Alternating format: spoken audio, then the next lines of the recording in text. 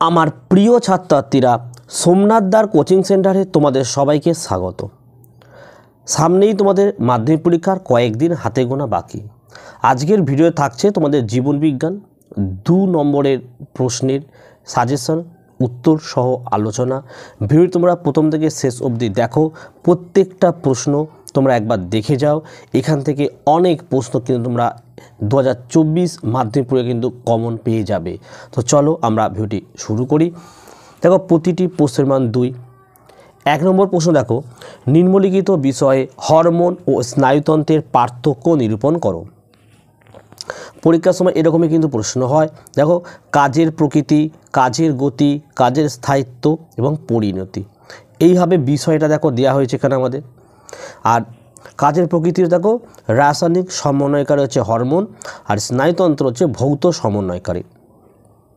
কাজের গতি দেখো, হরমোন হচ্ছে মন্থর, স্নায়ুতন্ত্র হচ্ছে দ্রুত। কাজের স্থায়িত্ব দেখো, হরমোনের হচ্ছে স্থায়ী এবং স্নায়ুতন্ত্র দেখো অস্থায়ী। পরিণতি দেখে নাও, বিনষ্ট হয় আর বিনষ্ট হয় না। এইভাবে উত্তরগুলো লিখলে 2 2 পেয়ে যাবে। 2 নম্বরের প্রশ্ন দেখো, কোনো একজন মানুষ দূরের জিনিস স্পষ্ট দেখতে পেলেও কাছের জিনিস ভালোভাবে দেখতে পান না। এরকম সমস্যার কারণ ও প্রতিকার কী কী হতে পারে তা অনুমান করে লেখো।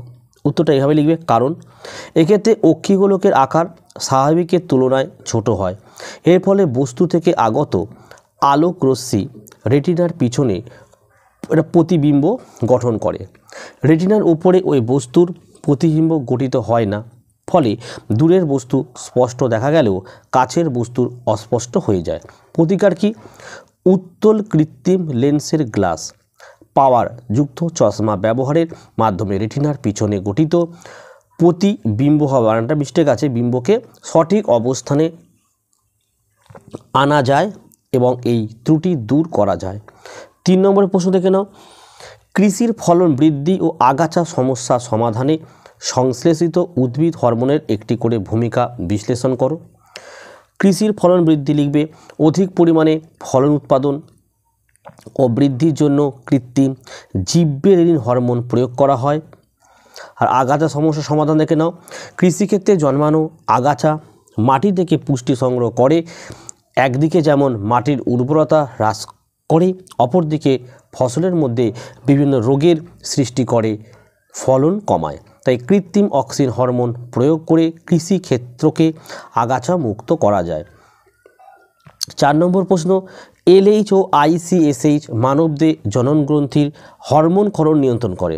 বক্তব্যটির যথার্থতা বিচার করো। এই ধরনের প্রশ্নপত্র কিন্তু তোমাদের পরীক্ষা আসবে। তো দেখো উত্তরটি। প্রথমে LH, স্ত্রীরে ডিম্বাণু নিঃসরণে ও পরিণত ডিম্বথলি থেকে এরা পিত্ত গ্রন্থি হবে, পিত্ত গ্রন্থি সৃষ্টিতে সাহায্য করে। 2, মহিলাদের পিত্ত গ্রন্থি থেকে প্রোজেস্টেরন হরমোন ক্ষরণে সাহায্য করে।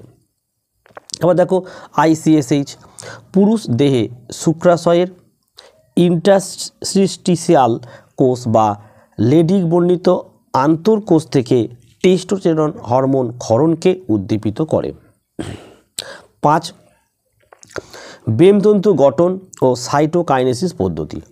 এই দুটি বৈশিষ্ট্যের ভিত্তিতে তুমি কিভাবে উদ্ভিদ প্রাণীকোষের মাইটোসিসের পার্থক্য নিরূপণ করবে। তো উত্তরগুলো এইভাবেই কিন্তু থাকবে প্রশ্নগুলো। বিষয় বেম তন্তু গঠন লিখবে উদ্ভিদ কোষের মাইটোসিস, আর ওদিকে লিখবে প্রাণী কোষের মাইটোসিস। মূলত কোষীয় কঙ্কাল যেমন অনুনালিকা থেকে বেমতন্তু গঠিত হয়, ওদিকে লিখবে সেন্ট্রিওল থেকে বেমতন্তু গঠিত হয়।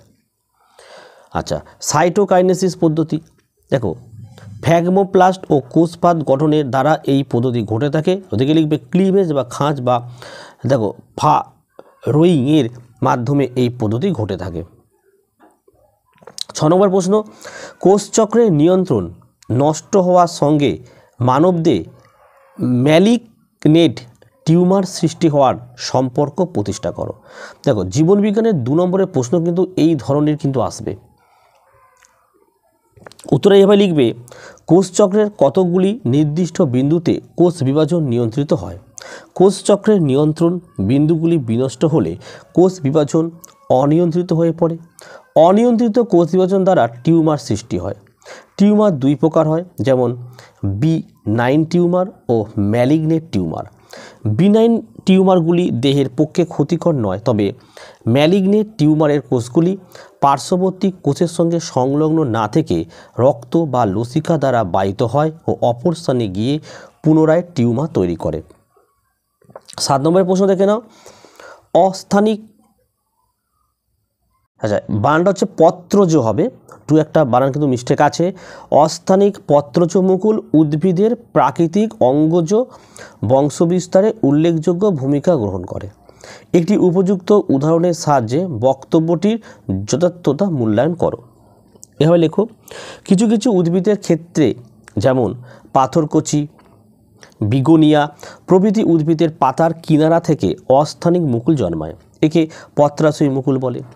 এই পরাশয়ী মুকুলের নিচের দিক থেকে আবার প্রচুর অস্থানিক মূল বের হয়। পরে মূল সহ প্রতিটি পাতা বিচ্ছিন্ন হয়ে অনুকূল পরিবেশে নতুন উদ্ভিদের জন্ম দেয়। দেখো নেক্সট 8 নম্বর প্রশ্ন দেখো, বাবা ও মায়ের মধ্যে অসত্যের লিঙ্গ নির্ধারণে কার গুরুত্ব বেশি তা একটি ক্রসের মাধ্যমে দেখাও। এখানে একটি বানান মিস্টেক সেটা হচ্ছে বাবা ও মায়ের মধ্যে এটা অপত্যের হবে, অপ তয়জবালা একার, অপত্যের লিঙ্গ নির্ধারণে কার গুরুত্ব বেশি তা একটি ক্রসের মাধ্যমে দেখাও। খুব ভালো প্রশ্ন, এই ধরনের প্রশ্ন কিন্তু পরীক্ষা আসবে। দেখো এইভাবে লিখবে যে মানব সন্তানের লিঙ্গ নির্ধারণ ক্ষেত্রে মায়ের ক্রোমোজোমগত ভূমিকা থাকে না, কারণ মা কেবলমাত্র এক প্রকার গ্যামেট অর্থাৎ এক্স ক্রোমোজোমযুক্ত উৎপাদন করতে পারেন। পিতার কোষ 2 প্রকার যৌন ক্রোমোজোম অবস্থিত এবং তিনি 2 প্রকার গ্যামেট অর্থাৎ এক্স এবং ওয়াই উৎপাদনে সক্ষম, অর্থাৎ এক্স এবং ওয়াই ক্রোমোজোম দানের মাধ্যমে লিঙ্গ নির্ধারণে পিতার ক্রোমোজোমগত ভূমিকাই প্রধান। ঠিক আছে, তো এই ক্রসটা তোমরা এইভাবে কিন্তু এঁকে নেবে এবং খুব ইম্পর্টেন্ট প্রশ্ন এই বছর কিন্তু পরীক্ষা আসতে পারে। 9 নম্বরের প্রশ্ন দেখো, ভিন্ন ভিন্ন জিনোটাইপ একই ফিনোটাইপ উৎপন্ন করে। মটর গাছের দ্বিসংকর জননের পরীক্ষার ফলাফলের একটি উদাহরণ নিয়ে সারণীর সাহায্যে বক্তব্যটির যথার্থতা প্রমাণ করো। এইভাবে লিখবে জিনোটাইপ ফিনোটাইপ। ঠিক আছে, এবার দেখে নাও, capital Y capital Y capital R capital R, আর এদিকে capital Y capital Y capital R small R, আবার দেখো ক্যাপিটাল ওয়াই এদিকে দুখানা ক্যাপিটাল আর, আবার দেখো capital Y capital R small R, আর ফিনোটাইপে কী লিখবে হলদে গোল।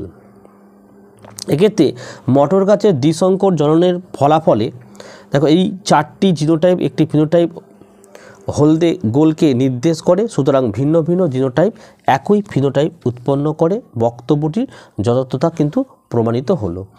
10 নম্বরের প্রশ্ন দেখে নাও, সমাজ থেকে তোমার জানা একটি জিনগত রোগের বিস্তার রোধ করতে বিয়ের আগে হবু নবদম্পতি কী কী পরামর্শ দেওয়া যেতে পারে সে বিষয়ে তোমার মতামত জানাও। দেখো খুব ভালো প্রশ্ন এটা। দেখো সমাজ থেকে আমার জানা একটি জিনগত রোগ হলো থ্যালাসেমিয়া। এই থ্যালাসেমিয়া রোগের বিস্তার রোধ করতে বিয়ের আগে হবু দম্পতিকে যা যা পরামর্শ দেওয়া যেতে পারে তা হলো, 1,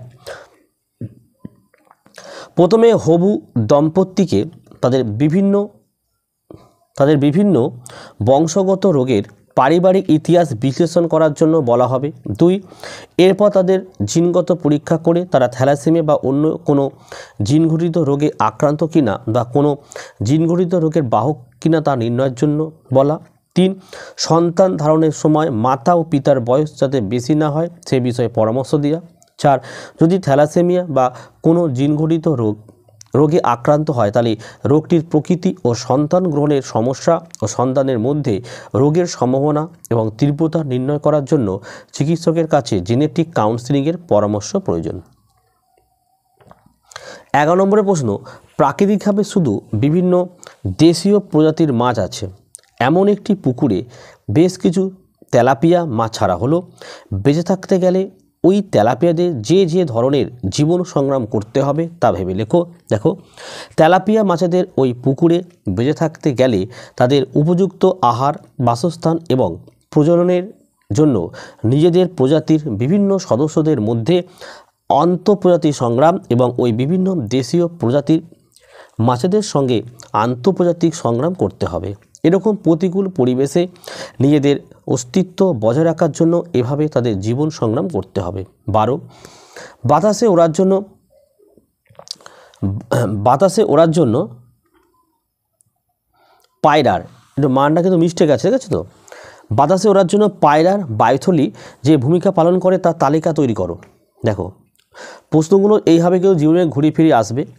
বাতাসে ওড়ার জন্য পায়রার বায়ুথলির ভূমিকা। 1 পায়রার দেহের ওজন হ্রাস করে।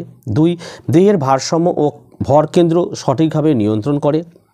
3 দ্বি শ্বসন ঘটায়। 4 বায়ুথলির জন্য এটা দেখো কি রয়েছে, মৃত্তিকা, এটা বাংলা মিস্টেক আছে, তাড়াতাড়ি লেখার জন্য হয়েছে এটা।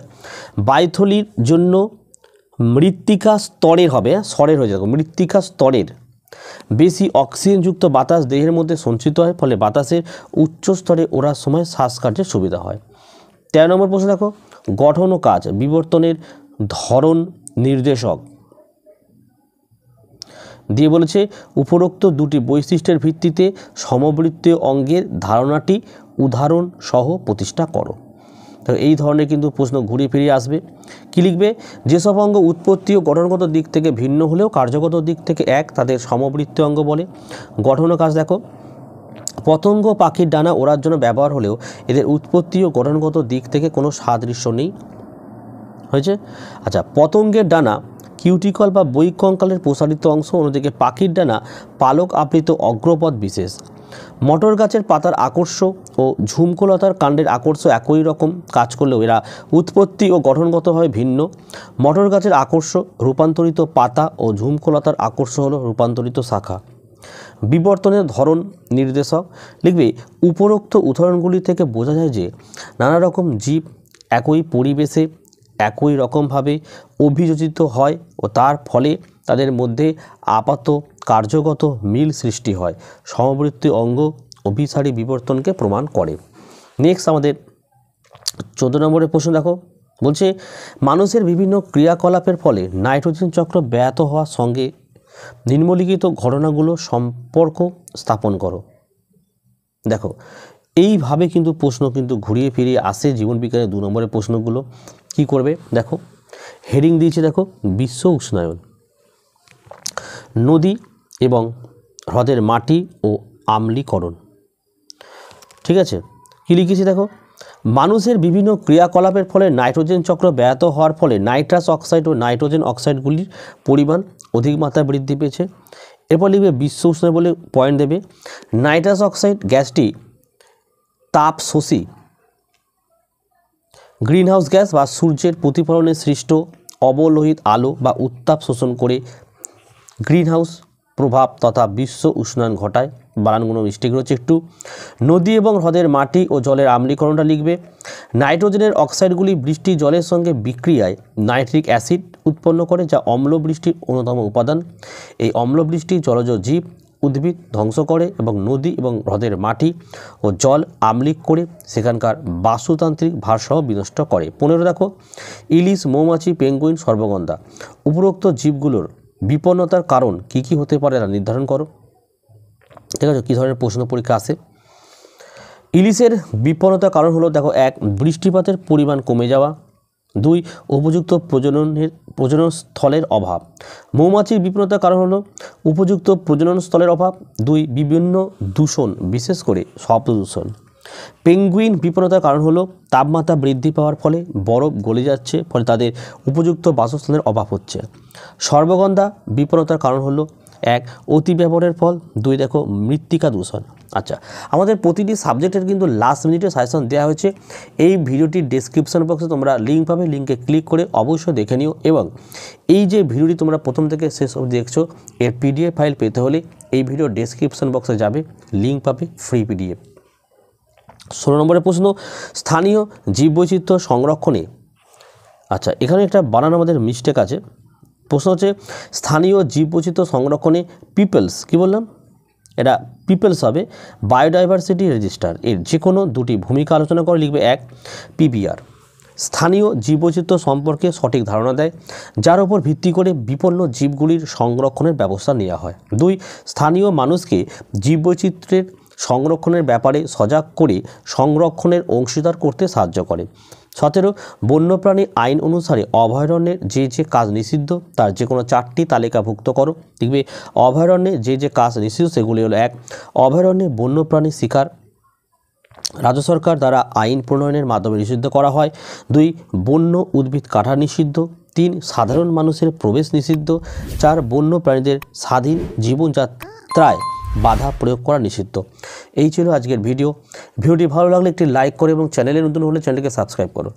পাশে থাকা বেল আইকন প্রেস করে অল নোটিফিকেশনটাকে অন করো, যাতে আমি যখনই কোনো ভিডিও আপলোড করি সবার প্রথম যেন তোমাদের কাছে পৌঁছে যায়। তাহলে আজকের ভিডিও আমি এখানে শেষ করলাম। তোমরা প্রত্যেকে ভালো থেকো এবং সুস্থ থেকো।